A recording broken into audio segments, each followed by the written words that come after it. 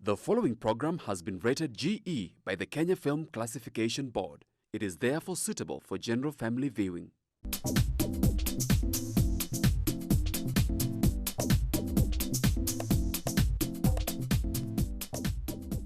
Hello viewers, welcome to Chungu cha Jamii. I'm your host Eunice Mugo. Today on the show we're going to talk about demonstrations. Lately we've been having a lot of demonstration going around our country and it's really affecting us. So I'd like you to engage with us across all our social media networks. That's GBS TV Africa. Our SMS line is 21144. What is this all demonstration about? How is it affecting you? How is it changing or how is it helping you to in different ways?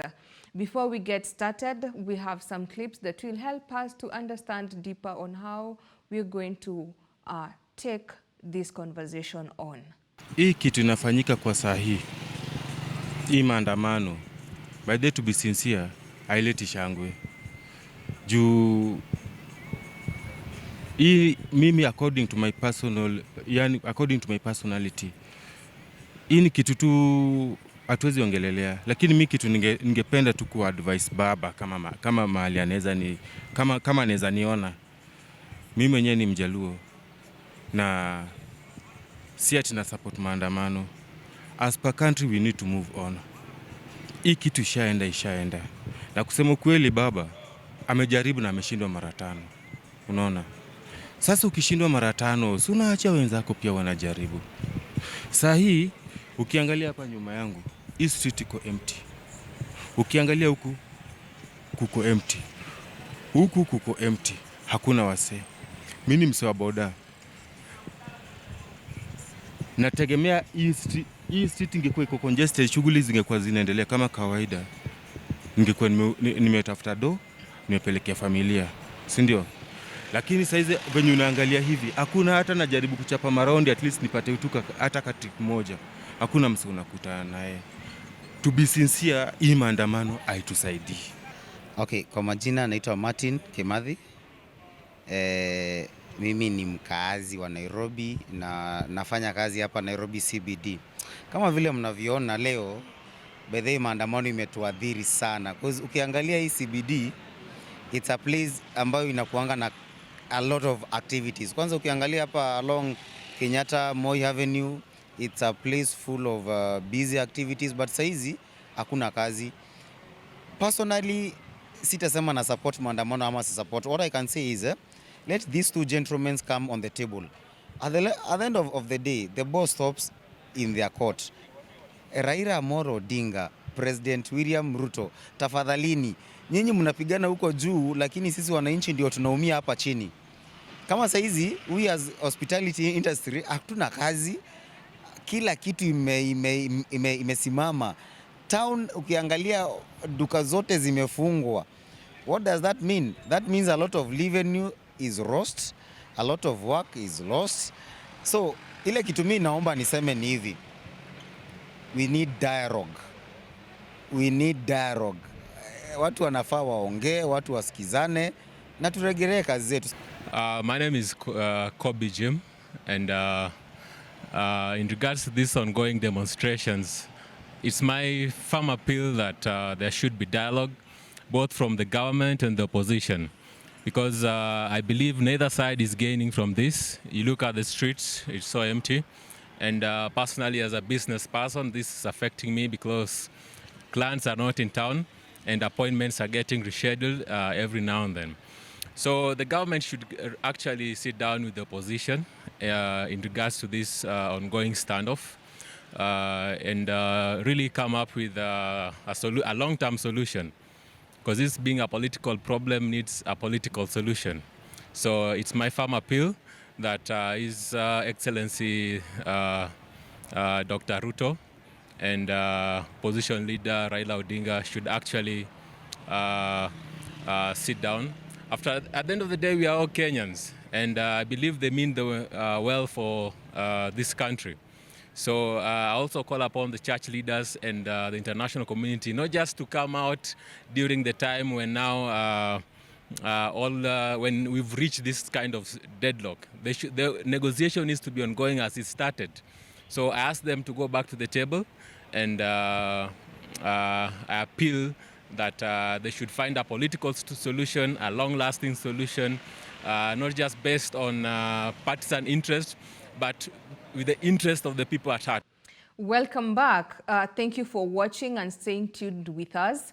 On the show, I'm not alone. I have a guest with me who are going to help us to understand deeper about the demonstrations and the effects and the replications that it is having in our society. I will allow them to introduce themselves. Welcome, guests. Starting with you, the lady. Thank you so much. My name is Tracy Ocheng, a political reporter. Welcome on the show, Tracy. Thank you so much. To you, gentlemen. Yeah, thank you for having me here. My name is Hilary Kabila, a business reporter. Welcome on the show. Thank you. It is nice having you as reporters to you. understand how this demonstration, or how we say it more oftenly, maandamano is affecting our society. Because, like starting with the other day, we had schools not going on, businesses not going on. So maybe to start with, what is demonstration or this maandamano all about? Why do we have them in the first place? To start with you. Thank you for that question. So it's a good question, because when you're looking at the history of Kenya, picketing and the right to assembly was not there in the previous constitution. Now in the 2010 constitution, there's that right under Article 37 of the constitution. So Kenyans have the ability to demonstrate and picket whenever they feel like their needs or their wishes are not being met or they're not being presented well. And remember, we also have legislators who are supposed to represent the will of the people. So demonstrations are the last resort for the people of Kenya or any citizens of the world, really, when they feel like they're being infringed on their freedoms. So that's why we have demonstrations, thankfully, to the 2010 constitution that was passed by Mwai Kibaki, if you remember, the late Mwai Kibaki. Yes. Thank you so much for that. Now, after we've passed the constitution and now we have the right to demonstrate or to just put out our feelings out there whenever we feel that you're being oppressed or something. Maybe you can tell us, because there's a difference between demonstrating and also rioting. What is the difference between the two? Because initially we're being told we are going out to demonstrate, but by the end of it, what we see on the television, it's something very different. Yes, Eunice, thank you for having me here. This is such a great discussion to be having at such a time when the country really needs such discussions. Sure. And to give the difference of the two, yes, we have demonstrations and we have rioting. They are two different things. And back then, we used to witness demonstrations in our country, whereby some were peaceful, some were not peaceful. But to distinguish between the two, demonstrations are constitutional. Yeah, they're in the constitution, so they're supported, they are legal. And when it comes to rioting, this is where it becomes violent. Yeah? Sure. You find like both sides, maybe the government and the public, people, the citizens, they are engaging in battles at different capacities. It might not be that deadly, but from to a point where we have an exchange of maybe weapons being involved in, maybe stoning, using firearms carelessly. That's what we can term as rioting, yeah? And at this time, we can say that we are having a riot in the country. We cannot necessarily limit it to demonstration or protest, peaceful protest, because we have seen across the country, citizens are engaging in battles with the police servicemen. We have seen citizens throwing stones, and we have seen the police also using live bullets on the citizens. So we have a very thick line separating the two. So I think it's a right for citizens to distinguish between the two and know what is the right practice to engage in, peaceful protest or riots. Okay. With that said, we are having different views in matters to do with the demonstrations and the people having a different perspective of the same. Because when we listen to the political leaders, they're just saying we are having peaceful demonstration. So you should get out, just walk with us. As we petition for different things that I would want you to take us through. What is making, as a political journalist, what are the politicians putting out here for us to be able to come? For us to be united, we have to agree on certain things. What are these things that we are going out to protest all about? Interesting question, because again, I'll take you back to the history, because any country is run by its politics and economy. But unfortunately, Kenya, everything is so political. So when you look at the benefits of demonstrations and what they bathed demonstrations, but this constitution that we have. Because if you couldn't assemble and picket, even right to assembly was illegal, you'll be arrested. But with this constitution, it has taken it away. So when you're asking people to demonstrate, and I've heard rhetoric from several leaders saying, you cannot change anything through demonstrations. But what is the thing that happens when people demonstrate? Because they're calling for peaceful demonstrations, but there are people who are also rowdy, there are citizens who are rowdy, and you also have police who have been, now it's almost, we don't know, it's still being purported, but we are seeing that they're being used by the state to stop. So when people are calling for demonstrations, immediately there's a counter by the government. The other day, the opposition did not plan for the protest. It was June 6th, it was called Sita Sita. It's a civil society group that went to CBD to demonstrate. But they were met with tear gas, they were arrested, some were mishandled by the police. So what Kenyans are asking for right now, that's a good question. What are Kenyans fighting for right now when politicians are telling them, okay, you come out, come with your family, you've seen even children going for protests yesterday. There was a Kisumu man who was with a child. So what are Kenyans fighting for? You see, the cry for the cost of living, it's something that is normal in every government. Every government comes, hey, boss, what are you going to do for us? The cost of living, it's high, help us. And there are flamboyant promises that people are giving, both from the opposition and government. So either, as they are running for these elections, people come with, oh, we're going to reduce the cost of living, we're going to reduce the cost of petrol. So Kenyans at this point are feeling betrayed. So there's a betrayal happening, and Kenyans are coming up and say, hey, you told us this. And also the opposition, we saw there are some videos circulating as well, because no one is a victim, no one is inflicting this harm on any other side. Both are contradicting themselves. So Kenyans are saying, fine, you're asking us to come out, we have come out, but we're meeting violence, we're meeting live ammunition, because Kenyans are not dying from stampedes, they're dying from police bullets. So when they're going out, even they need to see the benefit of these demonstrations. So right now it's almost like it's a political struggle between the government and the opposition, and Mwananchi is left in the middle of the conversation. So really what we're seeing, instead of the peaceful demonstrations, because demonstrations should really address the issues of the society, but right now we're seeing two political figures fighting, not for the benefit of Mwananchi, but for political power. Yes. But now, maybe from a societal view, I'm now thinking, if now what you've mentioned, if I'm to go by it, and I'm now going out to demonstrate with my child, I'm lacking to understand. A child doesn't understand anything. I heard it from the news that you had a 2-year-old shot. So innocent. Not involved with all this. Actually, the 2-year-old doesn't even know that you're fighting for unga and the scary issues.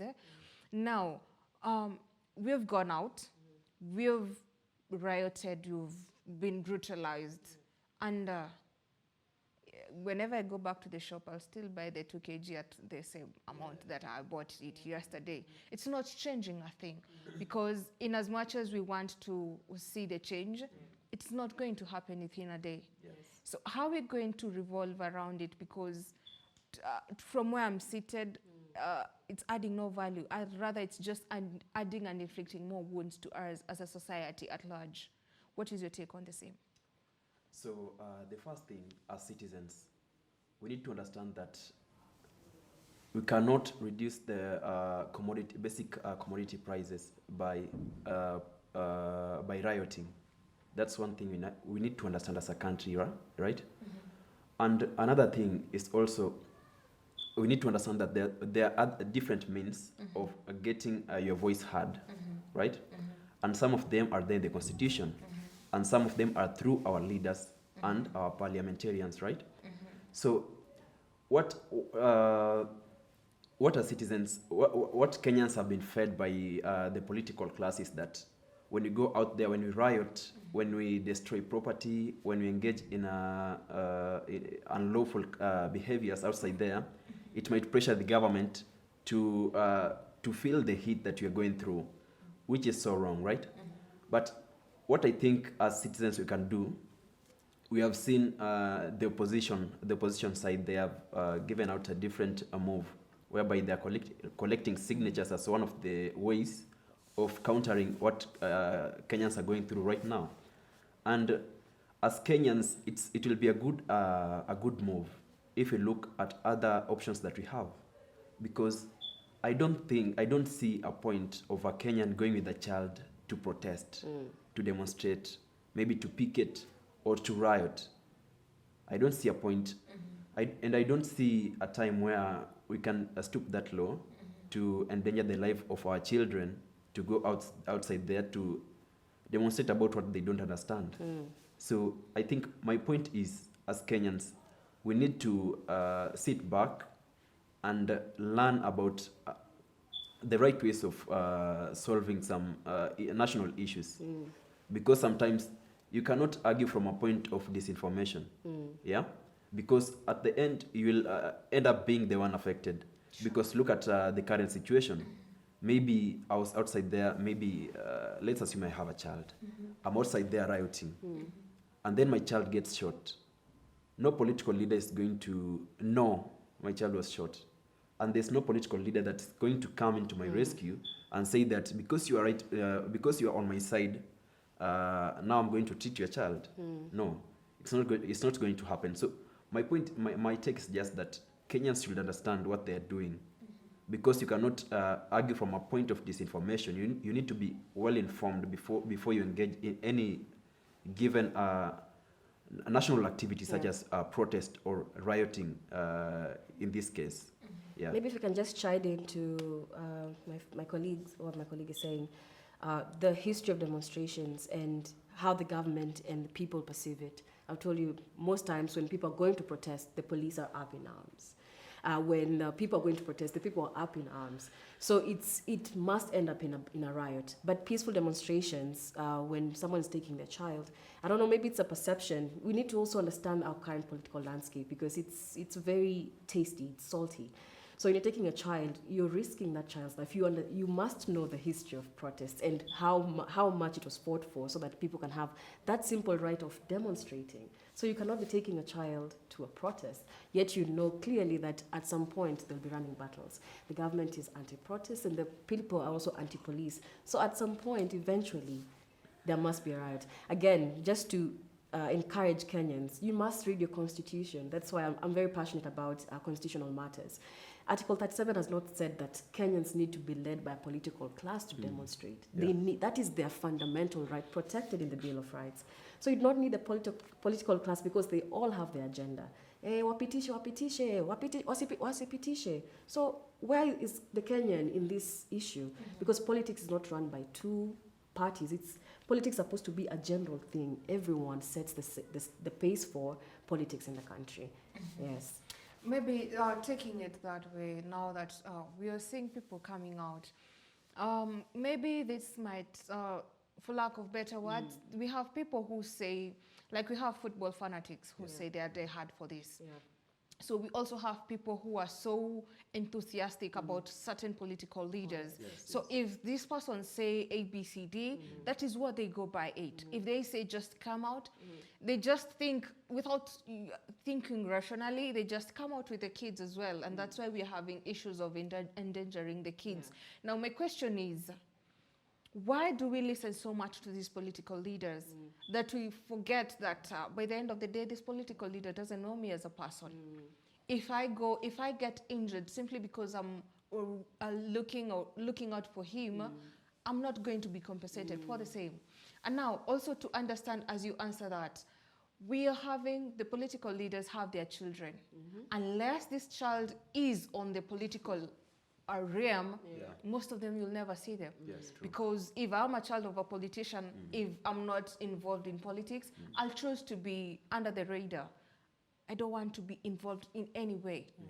But again, their lives are continuing on. Yeah. We're not seeing them at the forefront saying, you should join us in all this. But again, they want us to come out so hard on that. Yeah. How do we balance and how do we teach our people on how to understand and to balance and also to be wiser, knowing that if they're not taking their children out, why should I take mine out? Why should I forsake my business and go? Because by the end of it, you're not being paid. Yeah. And if you're being paid, whatever you're being paid and you end up being injured, it's not going to help you with your medical bills. Yeah. How are we going to educate our society to understand all this? First, I'll start on the point of politicians and why politicians have such a massive influence. Something called public opinion and populist politics. So populist politics says that they're the rich people and they're the poor people. So the poor people are fighting to remove the rich people from power because they are oppressing them.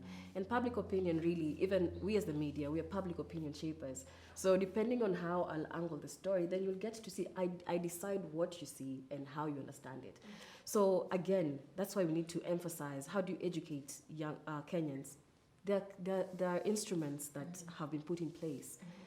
Demonstrations, let's not negate, let's not dilute the fact that picketing and demonstrations have actually reaped benefits. But peaceful processional protests in South Africa, Malala organized for peaceful protests and police escorted them up to where they wanted to be. It was uniform. That is how it's supposed to be. The other day we were asking these civil societies and societies that deal with law, what measures are you taking to educate people? Do we still have civic education to teach people about the Constitution? Barely. Those things are going down. So when someone tells you what to do, Eunice, and you are oppressed, cost of living is, of course, I'll take my frustrations to the road. But when I understand, I don't need to propagate someone's agenda.